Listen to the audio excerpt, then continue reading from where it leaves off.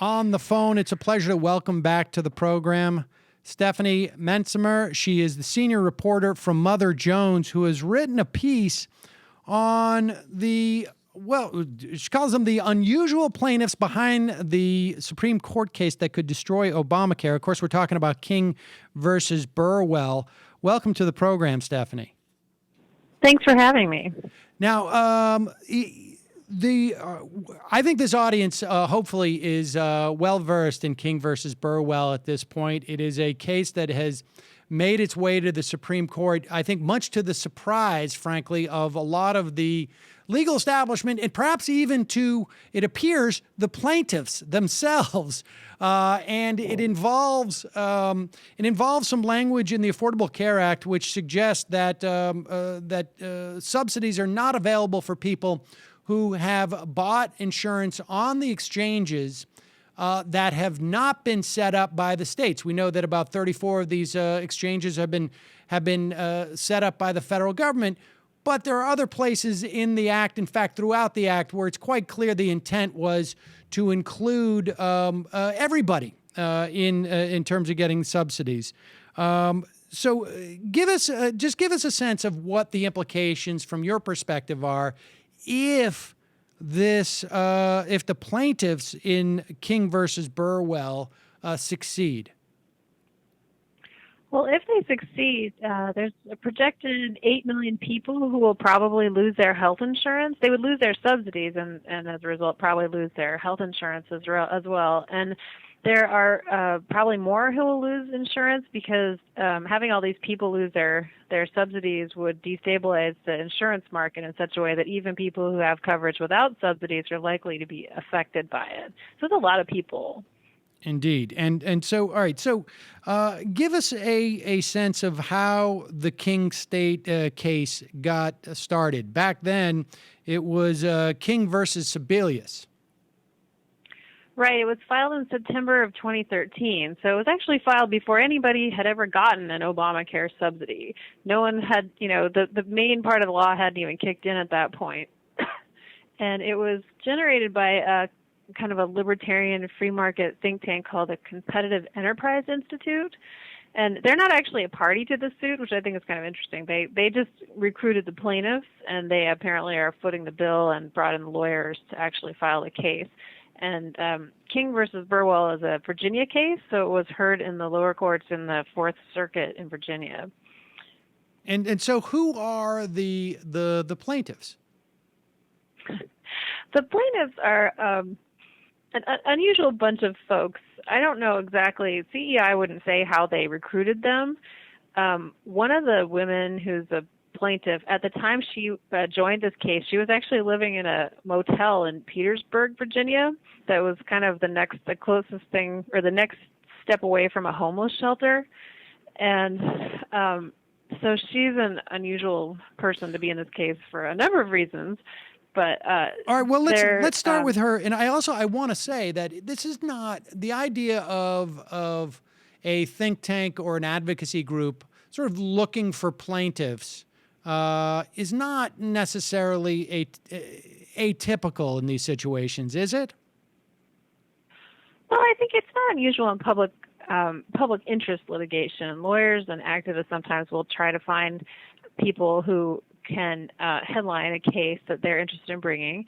But if you look at civil rights litigation, a lot of this there were already people pushing for some sort of action. And so then the lawyers they just sort of pick a good one out of many. And in this case, none of these people had really, they hadn't been injured. When you talk about litigation, usually somebody has to have something bad happen to them. There are going to be some cases coming up, I think, where people have been denied the right to vote because they didn't have the right kind of identification. So those people have a legitimate beef. And so they're well established, they have a legal right to sue in that case. In this case, these people really haven't, especially in 2013, nothing bad had happened to them. And going forward, Obamacare was actually likely to help them more than hurt them. And so they're very unusual in that sense. Two of the plaintiffs it's unclear even if they would have to, they wouldn't be forced to buy insurance, and they wouldn't have to pay a penalty as a result because their incomes were too low, and the premium, the subsidized insurance they could get would eat up more than 8% of their income. So they were eligible for hardship exemptions.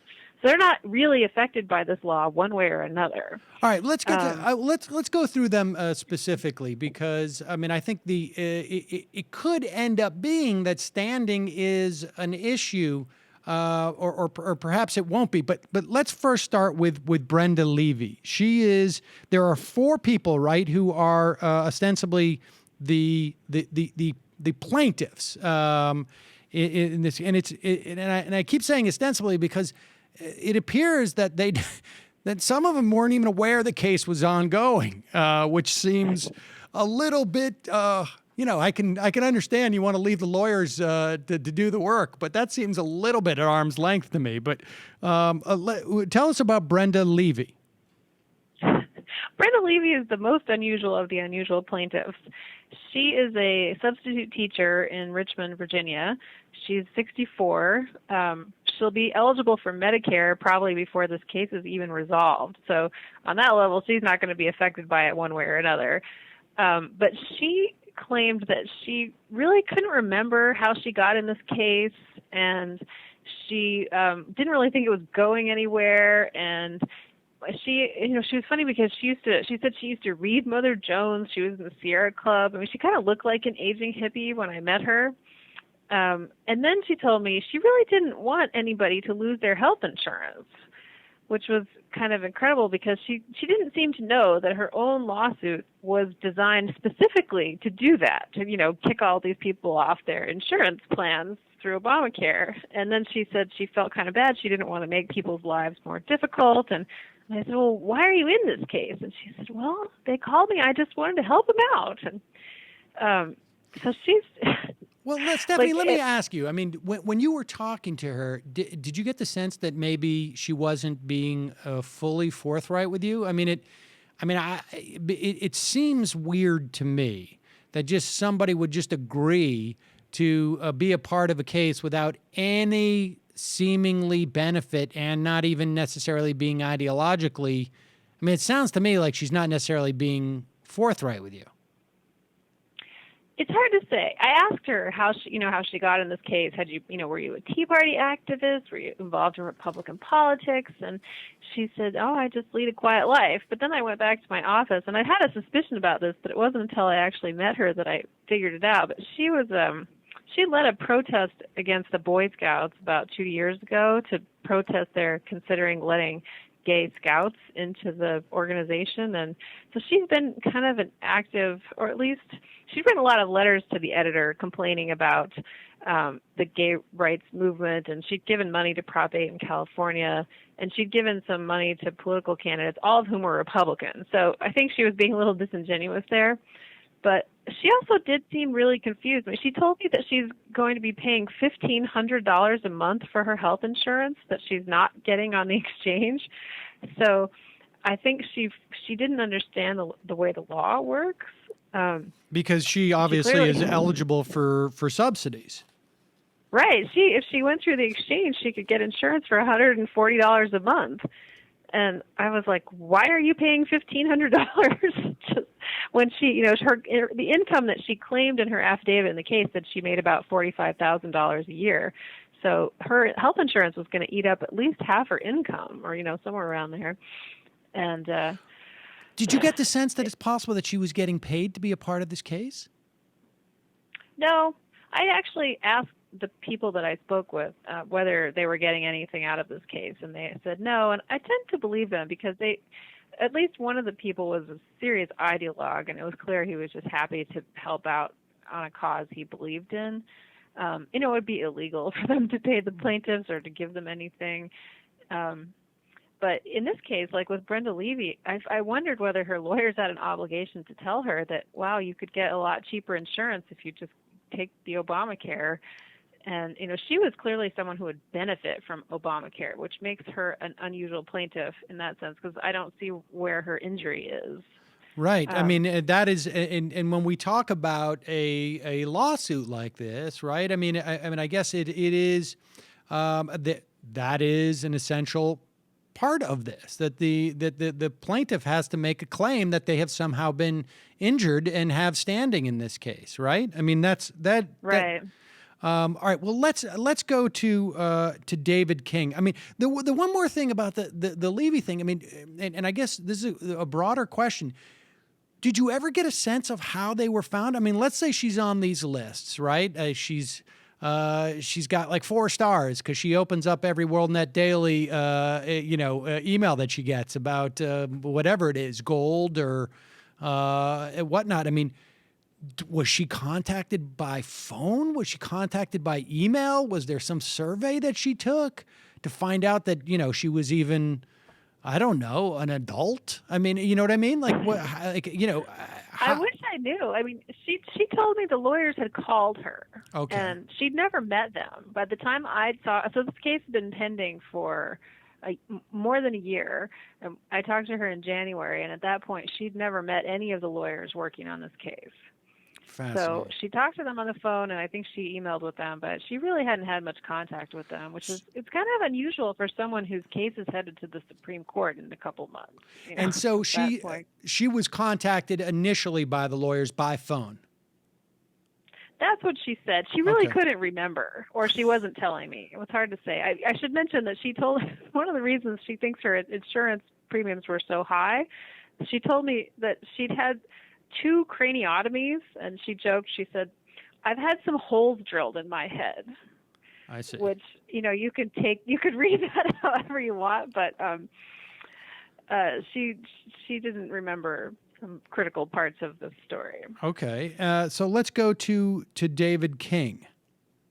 This obviously is the lead plaintiff. It is King versus Burwell. Right. So David King he's a veteran. He lives in Fredericksburg, Virginia, and he drives a limo. And he really hates President Obama. And he also, there's some question about whether he shouldn't have standing in this case because he, even aside from being a veteran and the possibility that he is eligible for free health care through the VA, in his case, his income is, he's a smoker, so the insurance premium he can get, even with a subsidy, is higher than it might be for someone who doesn't smoke, and it's high enough that it would eat up 8% of his income. So he's another one who's eligible for a hardship exemption. But he's in this case because he really hates Obama, and he thinks that the government shouldn't be in the business of insuring people. But he wouldn't say how he got his own insurance or how he planned to, insure himself until he turns 65 later this year. Or did you ask him whether or not he gets health coverage or care from the VA? At that point, I wasn't really sure he was a veteran, so I was just asking him more generally where he got his insurance. And he really didn't want to talk to me, so and some of what he told me was off the record, or much of what he told me, so I wasn't able to really probe some things I'd like to, but it was clear, and I think the Wall Street Journal, or maybe it was Politico, they fished out some stuff off of his Facebook page that indicated that he really, really hates Obama, and yes, that's what he told me too, that I think he can't separate the insurance from the president at this point. So that's why he's in this case. Well, I guess... And he didn't actually... Go ahead. So he didn't care that 8 million people would lose their health insurance because of his case. He thought they were all a bunch of people on welfare and that they weren't paying for it anyway, which, is a complete misconception of how the subsidies work, because you basically have to have income and you have to be working in order to make enough money to get a subsidy. Right. I mean, to the extent that he would have a problem, I guess it would be the expansion of Medicaid, which is not at issue in this case. Right. Well, I mean, at least, on some level, his participation makes a little more sense than Brenda Levy's. I mean, at least he knows why he's doing it, is because he is protecting the country from from a Muslim Kenyan socialist who doesn't love America. So, at least David King has a reason for this. And so let's go to Rose Luck. Rose Luck was also talked about in the Wall Street Journal piece that you referenced, which I should also mention came after your piece. I'm not implying anything, but so tell us about Rose Luck. Well, Rose Luck, she's somebody who really, you look at her and think, wow, why is she in this case? Because she's suffered quite a number of financial and health calamities. Her house was foreclosed on a couple of years ago, which I believe is why she was living in a motel at the time that she signed on to this case. I found a whole bunch of liens against her and her husband from hospitals in Virginia that, for thousands of dollars worth of unpaid medical bills. It was the kind of thing that suggests a person didn't have insurance or they didn't have decent insurance at the time something bad happened. She also talked on her Facebook page about having recent health problems and having been having to go to the hospital within the last month or two and having all sorts of issues. And so she's somebody who clearly needs insurance. And would probably benefit from Obamacare, but she really hates Obama too. And her Facebook page was full of stuff about how she thinks, his Muslim conspiracy got him elected, and she thought Obamacare was going to raise your premiums to $77,000 a year, and things like that. So she's also a bit of an ideologue, but also again somebody who would clearly benefit from this law, except for the fact, I think she would still benefit from it, but she is another person in the case who is eligible for hardship exemption because she's a smoker. Her premium would eat up more than 8% of her income, so she doesn't have to buy insurance, and she doesn't have to pay the individual mandate penalty if she goes uninsured. So she's not really affected by the Obamacare law one way or another. And you wrote that her household income for 2014 was $45,000. Where did that estimation come from? She swore to that in an affidavit filed in the lawsuit. Okay. And then they apparently used her zip code to get a notion of what plans would be offered to her to see if what the value, I guess, of her insurance tax credits would be, right? But that's a little bit dubious because she doesn't necessarily live there. Right, although she still lives in Virginia, so it's probably not a huge difference from where she lived before and where she lives now. So I don't know that that's such a big issue. She's still in the state, and she's not far from where she lived before. But again, yes, it's hard to pinpoint somebody's income and what they'd pay for premiums when they're living in a motel. I visited the motel actually, and you can stay there for 28 days, and then they'll move you to another motel because I think it's illegal in Virginia. You can't just live in a hotel. You can only stay there for a little bit of extended periods, and then they have to kick you out. So she was definitely transient at that point. So of the three people we've mentioned so far, of the four plaintiffs, it would appear, and this isn't a sort of a colloquial assessment, it would appear that from a legal standpoint, they don't necessarily have standing because they can't really prove that they would be subject to the subsidies. I mean, what is their argument? That the subsidies in some way implicate them? How? In other words, like what is their argument? Let's assume for a moment that they were eligible for the subsidies as opposed to being hardship cases, in which case they aren't compelled to buy insurance or they aren't eligible for other places to get insurance. What's the beef here? The beef is they don't want to be forced to buy insurance. And they're arguing, I mean, it's a terrible case because essentially they're saying the reason that they would have standing is different from what the case is actually about. So the courts have said they have standing, and part of the reason is that the plaintiffs argue if they weren't able to get these subsidies, they would all be eligible for hardship exemptions, and therefore they wouldn't have to buy insurance, which they don't want to buy. The case actually, the legal part of it is whether the IRS has interpreted the law correctly to allow these subsidies in places where people don't have where the state hasn't established an exchange. So they're a little bit different. But basically, the plaintiffs just don't want to buy insurance. Okay, so they're not challenging the individual mandate. They're not challenging that part of the law in the legal case, but that is why they have standing. I see. Okay, and even though that contention is at least dubious for these first three, as we stated, but nevertheless, a court in Virginia has found that they did in fact have standing. So let's go to Doug Hurst, the final of the plaintiffs. He's the one person I really had no contact with directly. I did speak to his wife, and in a lot of ways, I feel like they're the saddest bunch of they're the saddest individuals in this case because they too have had a number of personal tragedies, and so they filed bankruptcy in 2010 when the housing crisis sort of really hit hard, and they had a construction company or some kind of contracting company, and they went bankrupt, and part of that coincided with the death of Mrs. Hurst's daughter, and her daughter apparently had struggled for many years with a serious mental illness. She had schizoaffective disorder, I believe, and she died sort of suddenly. I think she was in her late 30s at the time, and so it was a big tragedy for them. But I learned that they were paying, from their bankruptcy filings, they were clearly paying a lot more for health insurance than they would be if they'd gotten it through the exchange, through Obamacare.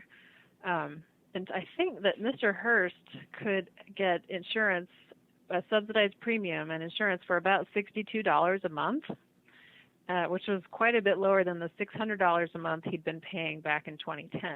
Wow. So again, he's somebody who would definitely benefit from the law. I think the Wall Street Journal reported that he's a veteran also and may be eligible for veterans health care, which would disqualify him from being a plaintiff in this case.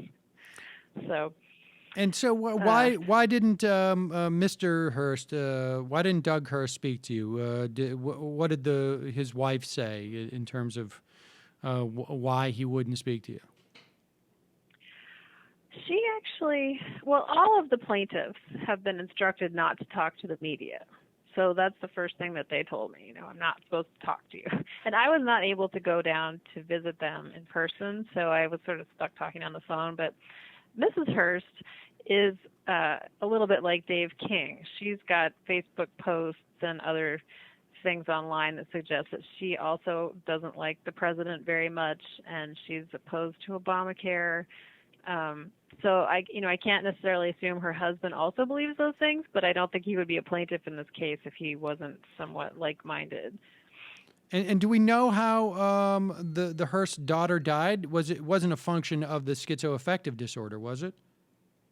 I do not know. I've only read the obituaries and what Mrs. Hurst wrote about it on her Facebook page. But what I thought was interesting about them is that one of the things in the Affordable Care Act that's really good about the law is it created for the first time, and it made health insurance companies treat mental illness the same way they treat other diseases, which has been a big problem in this country for a long time. So now if you have a kid who's got schizophrenia or something like that, your health insurance company has to treat them. They have to cover their treatment the same way they would if they had diabetes or heart disease or anything like that. And it's a big change, and it's a huge benefit for people who've got family members with mental illness. And so I just wondered why people who've been through that experience would want to deprive millions of Americans from the same sort of coverage and benefits when, they must have suffered through that for years before the law changed. And she apparently, according to your piece, responded pretty angrily by saying that she doesn't have to justify her life, the loss of her child, or the loss of a business to anyone, according to how she's been quoted here. And so, I mean, what do the legal experts that you've spoken to about, do they feel that these revelations could have any impact in the way the Supreme Court views this? In other words, from what I have read about the case and have talked to people, that there's a lot of people who are very surprised the case was granted certification by the Supreme Court. It only takes 4 judges to do so, so it's not necessarily indicative of what a ruling would be, but there's a lot of sense that the 4 conservative justices wouldn't have done so without feeling that they could maybe convince John Roberts to vote with them.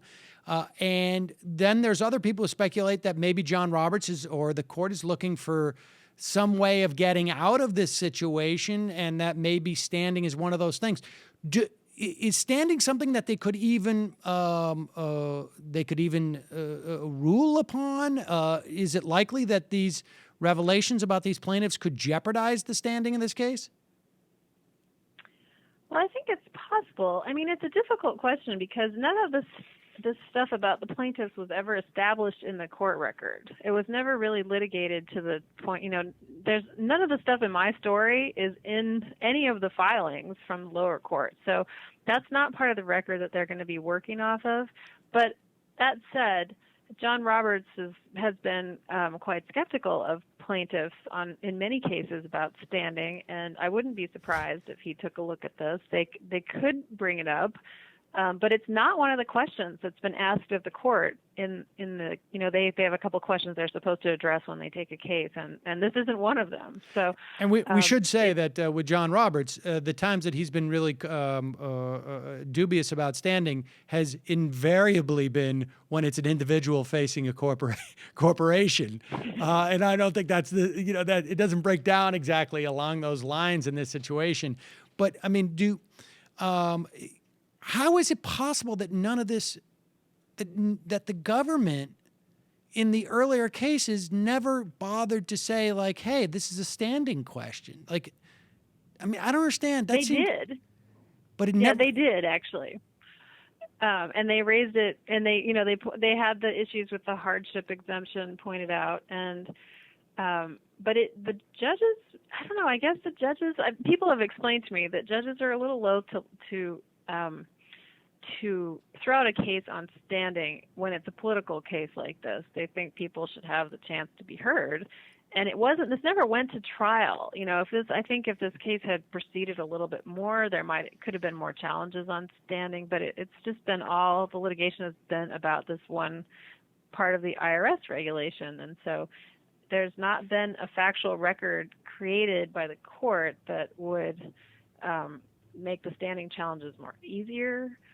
And we should say the reason why there was such surprise about this being picked up by the Supreme Court was that there really is no conflict on a circuit court level, right? I mean, there was one panel in, I think it was the first district for the First Circuit Court in Washington, D.C. that ruled 2-1. I think it was that this case should go forward. But then when it went to en banc, which is the whole court, it was rejected, right? I mean, so that's what's also strange about this. Well, no, actually, it never got to the en banc hearing. That's what's strange about it. The Supreme Court actually took this case before the D.C. Circuit ever finished its work. I think they had agreed to hear the case en banc, but the Supreme Court took the case before that could happen, which is really unusual because the Supreme Court tends to want to let these issues percolate at the lower court level before they'd have to weigh in on it. And people speculated that the en banc panel in D.C. would have overturned that ruling, and then there would be no circuit split and no good reason for the Supreme Court to get involved. Well, it's you've done great work here, Stephanie. I mean, it's because it really does put the sort of absurdity of this case, and really more so the absurdity that it has gotten this far, in full relief. And I'm heading down there next week for the Supreme Court arguments to talk to people in and around the court as this goes on, because this is one of those cases where I feel like not unlike, frankly, the last Affordable Care Act case, so the big one, where the legal experts are like, this case will never make it to the Supreme Court. Oh, my gosh, it made it to the Supreme Court. There's no possible way they could, oh, my gosh, it's one of those type of things. And right. I think it's one that could fundamentally alter the way that even like sort of the broad legal institution views the Supreme Court. but I guess we will see, and this will be a big part of the record is who those plaintiffs were. Stephanie, thank you so much for. I mean, is there anything else that you think we should know about this heading into next week with the oral arguments? I think you've pretty much covered it. I mean, I think it'll be interesting to see if any of the plaintiffs show up next week. I think Brenda Levy told me she was going to come because it would be an adventure, like going to Paris. So it's conceivable that she could come, but I'll be surprised if any of them show up, which will be unusual for a Supreme Court case. Wow, it's going to be like going to Paris. Well, I mean, to be fair, there are very wide boulevards in Washington. And Stephanie, thank you so much for your time. Much appreciated.